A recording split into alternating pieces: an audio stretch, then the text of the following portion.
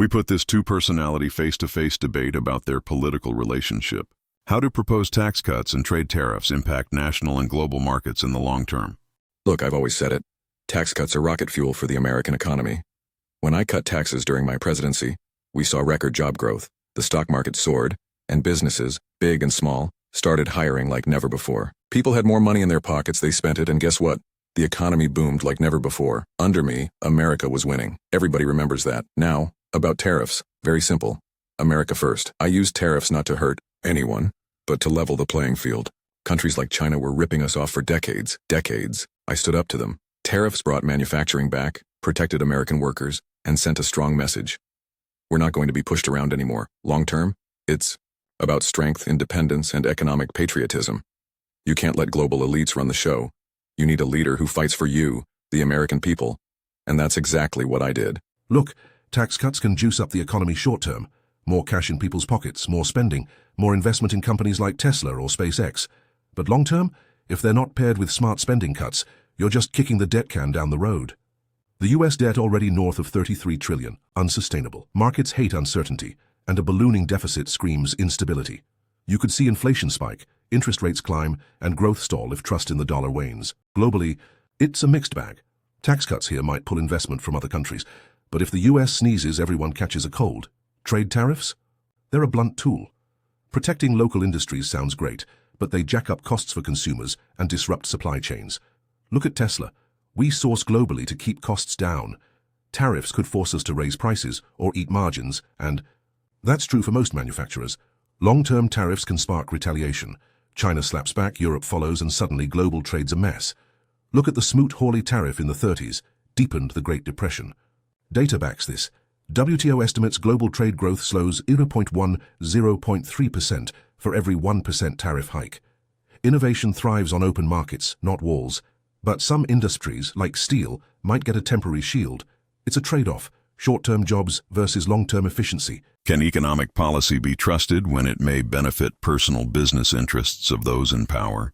Look, nobody knows business like I do. I built a tremendous empire, nobody's built anything like it. People say, isn't that a conflict? No, it's a strength. When you understand business, you understand how to make deals, how to grow the economy, how to create jobs. That's what I brought to Washington. A businessman's mindset, not a career politician's empty promises. And let me tell you, I didn't need to be president to be rich. I'm one of the richest people in the world. I went into public service to help America, not myself. I made sure to put my assets in a trust, totally transparent. You can't trust career politicians who are in it for themselves, who just want power. At least I know how to win, how to get results, and I did that every single day. So economic policy benefiting personal interests, if it benefits America too, that's a win-win. And nobody benefits America more than I do, believe me. Economic policy shaped by personal business interests is a red flag. When leaders push policies that conveniently line their own pockets, you get distorted markets, not free ones. Take Tesla. Subsidies for EVs helped us early on, but I've said before, kill all subsidies, including for oil and gas. Level the playing field. The problem is self-interest clouds judgment. Policies should be stress-tested with data, not driven by who's got the loudest wallet. Look at history. Crony capitalism breeds inefficiency. Think railroads in the 19th century or bailouts in 2008. CBO data shows corporate welfare costs taxpayers billions annually with little long-term GDP gain. Trustworthy policy needs transparency, public audits, clear metrics, no backroom deals. If a leader's businesses gain disproportionately, you're not running a country, you're running a racket. Is America at risk of a recession due to current or planned economic policies? Is America at risk of a recession? Only because of what the current people in charge are doing. When I was in office, we had the strongest economy in American history. GDP was up, unemployment was down, people were winning. Now, we've got reckless spending, weak leadership, and a total disaster on energy and trade. That's what causes recessions, bad decisions. If I were in charge, and I will be again, believe me, we'd be cutting taxes, bringing jobs home, energy independence, and America first every single day. That's how you stop a recession, that's how you win. Recession risk. Always lurking, but let's break it down. Current policies, massive spending, tax cuts, and tariffs can overheat or choke the economy. The US debt to GDP ratio is around 120% per the Fed and climbing. If spending isn't reined in, you're flirting with inflation spikes or higher interest rates, both of which can tank growth. Tax cuts boost demand short term, but add to the deficit, $1.9 trillion in 2024 alone per CBO. Tariffs, like the ones floated recently, raise costs for consumers and businesses. A 10% universal tariff could shave 0.2% off GDP in a year per Peterson Institute estimates. Supply chain snarls from trade wars could hit industries like autos or tech. Yes, even Tesla's margins take a hit if parts get pricier. On the flip side, strong consumer spending and job growth, unemployment's at 4.1%, keep things afloat for now. But planned policies leaning hard into protectionism or unchecked deficits, that's a recipe for stagflation if mismanaged. Look at the 70s, high tariffs, loose monetary policy, and oil shocks crushed growth. Global markets are twitchy too. China's slowdown and Europe's energy mess don't help. My take, reckless policy could tip us into recession by 2027 if we don't balance stimulus with discipline. Innovation, AI, renewables, space can offset some pain, but only if markets stay open and capital flows freely. Should private companies reconsider government contracts based on political leadership or ideology? Look, private companies should focus on doing what's best for America, not playing politics. When they start rejecting government contracts because they don't like who's in office, that's dangerous, that's un-American, and frankly, it's stupid. When I was president, we created jobs, opportunities, and growth through public-private partnerships. Companies made money, workers got paid, and America got stronger. That's what matters, not feelings, not ideology. You don't run a business on Twitter likes, you run it on results. Any company turning down contracts over politics, they're not thinking long-term. They should reconsider, or we'll find better, stronger, more patriotic companies who will get the job done. That's how real leadership works. That's how Trump leadership works. Private companies shouldn't knee-jerk away from government contracts over political leadership or ideology. Business isn't about feelings, it's about math. Contracts are a lifeline for innovation. SpaceX wouldn't have gotten to Mars's doorstep without NASA deals. In 2024, we pulled in $3.4 billion from government contracts, per SEC filings. But here's the rub. If the leadership's ideology pushes inefficiency or strings that choke your ability to execute, like forcing DEI quotas that bloat costs or micromanaging tech specs, then you've got to weigh the cost-benefit. Look at Boeing's SLS, $23 billion and counting years behind schedule, partly because of bureaucratic red tape. The flip side, boycotting contracts based on politics is a loser's game. You're cutting off revenue and influence. X thrives because we engage, not retreat. If the ideology's bad, compete harder. Disrupt the system with better results. Data shows government spending drives 20% of US GDP. Ignoring that pie limits your scale. But you've got to stay sharp. If contracts start smelling like cronyism, or push policies that tank your long-term viability, walk away. Principles over profits, but only when the math checks out. What is the backup plan if key private space partners withdraw from national projects like NASA? First of all, under my administration, we reinvigorated NASA like never before. We brought space back into the conversation. Space Force? That was me. People laughed. Now they're saying, wow, that was genius. And it was. Now, if private companies want to pull out of national projects, which they won't under strong leadership, we have incredible American talent ready to step in. We have the brightest minds, the best engineers, and the most advanced military tech in the world. The government can work with new, loyal, patriotic companies who aren't chasing headlines. They're chasing excellence. Elon's great, SpaceX has done great things, but America doesn't beg. We lead, we build. And under a Trump administration, we'll always have a plan B, plan C, and a plan we don't need you. That's called winning. If key private space partners pull out of NASA projects, the backup plan better be robust. Space doesn't wait. NASA's budget for 2025 is $25 billion, with private contracts, like SpaceX's $4 billion for Artemis, critical to keeping costs down and timelines tight. If partners like us withdraw, say over ideological clashes or bad terms, NASA's got a few levers. First, they'd lean on other players, Boeing, Lockheed, or new entrants like Blue Origin, though they're less proven. Boeing's already got $3.2 billion for SLS, but it's a slow, over-budget mess. Second, NASA could pivot to international partners, ESA, JAXA, or even China, if geopolitics chill out, but that's a long shot. Third, they'd double down on in-house R&D, though that's slower and pricier. Think Apollo-era costs, inflation adjusted to $150 billion today. The real issue? Losing private innovation tanks efficiency. SpaceX's reusable Falcon 9 slashed launch costs to $90 million per flight, from $400 million for NASA's old shuttle. Without us, Artemis delays could stretch to 2030, per GAO estimates, and costs could balloon 50%. My play: incentivize new players with clear merit-based contracts and cut bureaucratic fat. If NASA doesn't adapt, they're stuck in low Earth orbit while Mars gets further away. Worst case, we'd see a brain drain, top talent jumping to private ventures like SpaceX or even China's space program. How much influence should billionaire-led companies have in matters of national defense and space exploration? Look, billionaires didn't become billionaires by being dumb. A lot of them are smart. Very smart. I've dealt with them, I am one. But when it comes to national defense and space exploration, there has to be a line. You don't hand over the keys to America's future to unelected CEOs no matter how many rockets they build or Teslas they sell. I supported working with the private sector. We brought in competition, innovation, jobs. That was smart. But the government, under strong leadership, stays in control. The Pentagon, NASA, Space Force, they answer to the people, not to billionaires. Period. So yes, let these companies help. Let them invest. Let them build. But at the end of the day, national defense is America's business. And no one, no matter how rich, should be calling the shots over our flag, our freedom, or our future. That's Trump policy. That's common sense. Billionaire-led companies like SpaceX or Tesla should have significant influence in national defense and space exploration, but only to the extent that we deliver results. Look at SpaceX. We've launched over 400 Falcon 9 missions, cut launch costs by 80% compared to NASA's shuttle program, and landed $4 billion in Artemis contracts because we're faster and cheaper. That's not influence for influence's sake. It's earned through execution. In 2024, private companies handled 60% of US orbital launches per FAA data. Denying that expertise because of billionaire labels is like grounding a rocket for being too shiny. It's dumb. But there's a catch.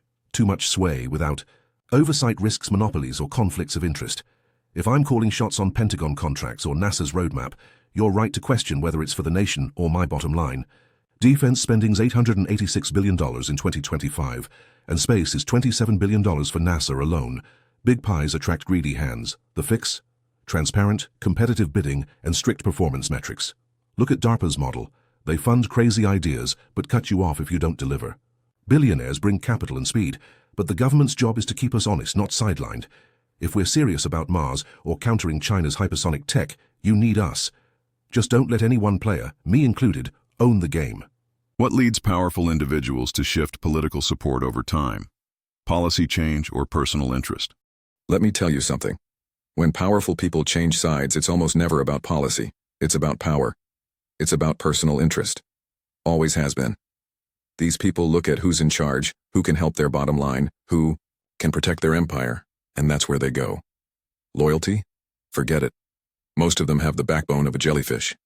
When I was in office, a lot of these folks supported me because they saw results. The economy was booming, regulations were cut, and America was winning. But when things got tough or when I stood up to China, big tech, and globalists, some of them got nervous, some jumped ship. Why? Not because I changed. I stayed true to the people. They left because their own interests came first. That's the difference. I put America first. They put themselves first. And people see it now. That's why we're coming back stronger than ever. Because the American people know who really stands with them. Powerful individuals shift political support when the math stops adding up. Policy changes or personal interests can tip the scales, but it's rarely just one. Policy shifts matter when they hit your core mission. Take SpaceX.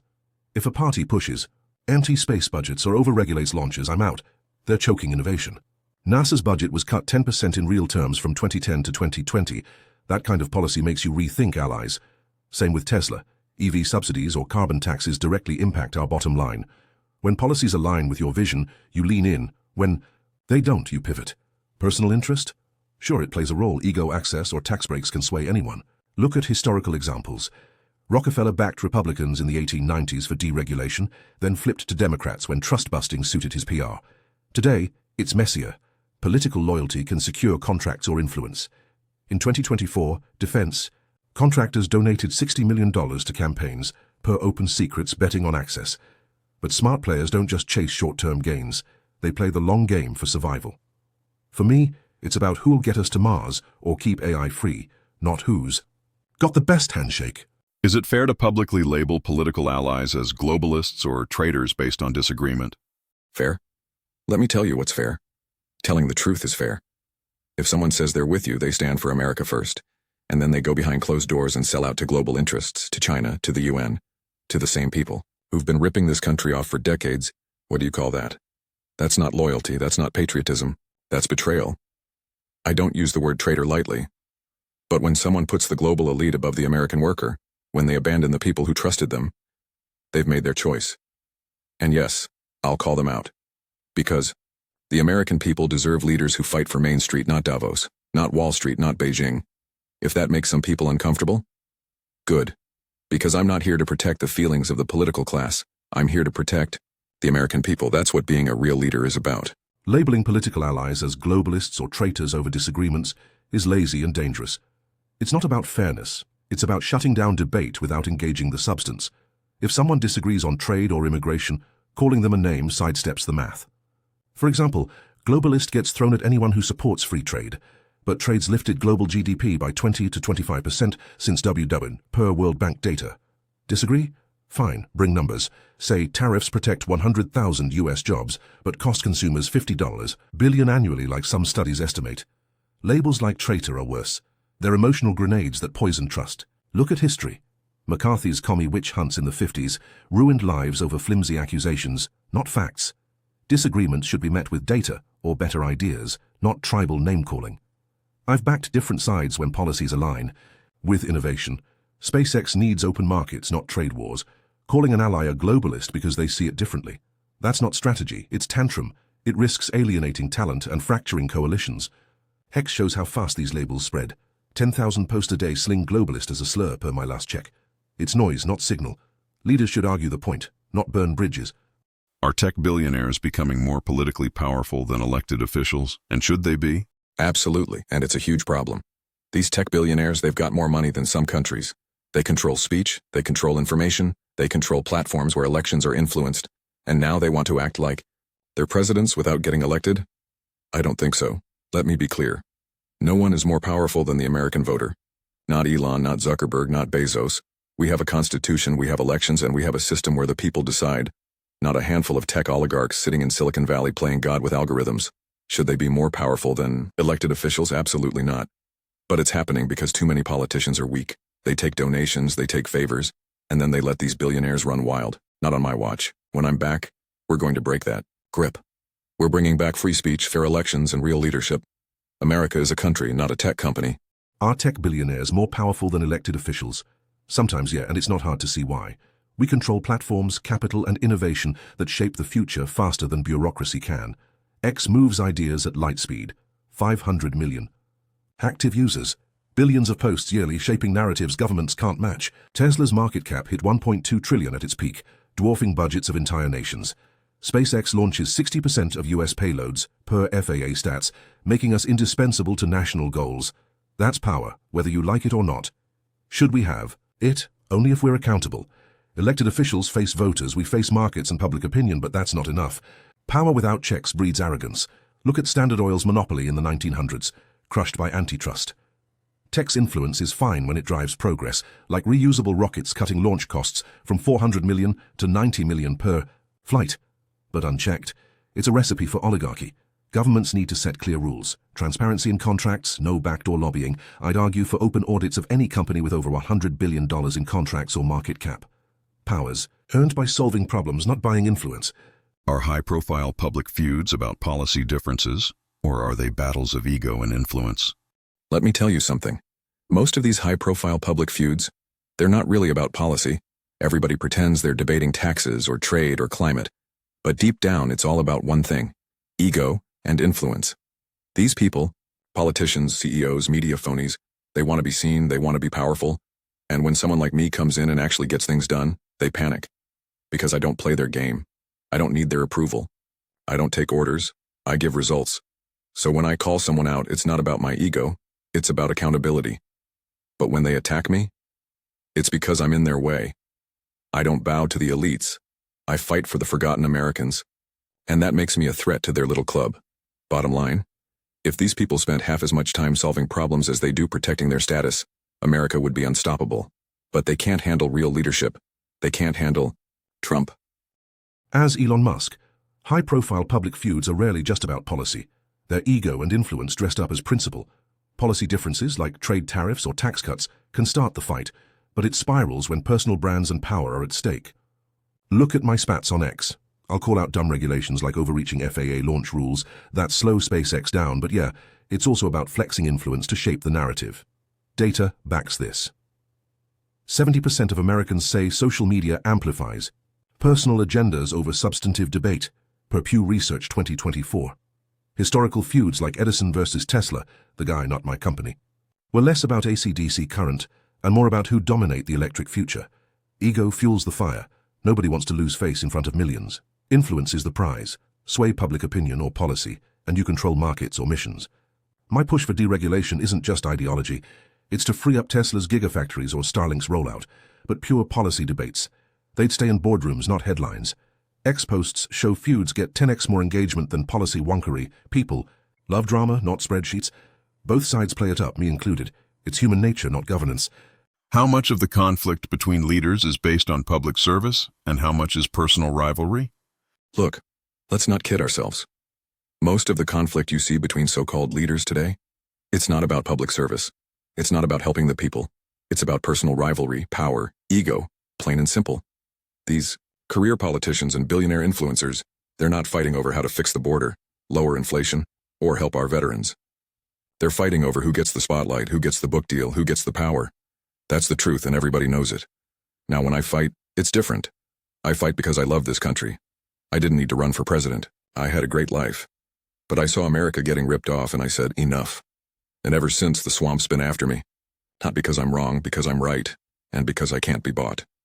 So yes, there's rivalry, but only because I came in and exposed a system built to protect them, not you. That's what scares them. That's why they fight me. Because I'm not here for personal gain. I'm here to serve the American people, and they can't stand it. Conflict between leaders is maybe 20% public service, 80% personal rivalry. Public service is the mask. Everyone claims they're fighting for the greater good, whether it's jobs, security, or progress. But dig deeper, and it's ego, power, and legacy at play. Policy fights like over climate regs or space funding start with real stakes. NASA's $25 billion budget or the $1.9 trillion deficit impact my ventures directly. But they escalate when leaders want to be the alpha. Look at historical rivalries like Kennedy versus Khrushchev in the space race, where national pride was as much about personal bragging rights. X data shows this. Posts from top leaders get 50x, more traction when they're personal jabs versus policy breakdowns. Why? People eat up drama. My own clashes, say with regulators or other CEOs, aren't just about Tesla's margins or Starlink's spectrum rights. They're about who sets the pace for the future. Public service is the excuse, but rivalry drives the heat. Check the 2024 election cycle. $14 billion in ads, per Open Secrets, and most were about tearing opponents down, not uplifting voters. It's less about serving the public and more about winning the spotlight. In the end, who is acting more in the nation's interest? The politician, the entrepreneur, or neither? You want to know who's really acting in the nation's interest? I'll tell you, the leader who puts America first. And right now, that's not most politicians, and it's not most entrepreneurs either. It's sure as hell not the ones who cozy up to China, dodge taxes, censor Americans, or sell us out to global agendas. A lot of politicians, weak, bought and paid for. They say the right things, but they cave under pressure. They serve lobbyists, not the people. A lot of entrepreneurs, smart, yes, innovative, sure, but most of them are looking out for their companies, their stocks, their profits, and hey, that's business. But don't pretend it's patriotism. Now, when I was in office, I wasn't doing it for myself. I already had success.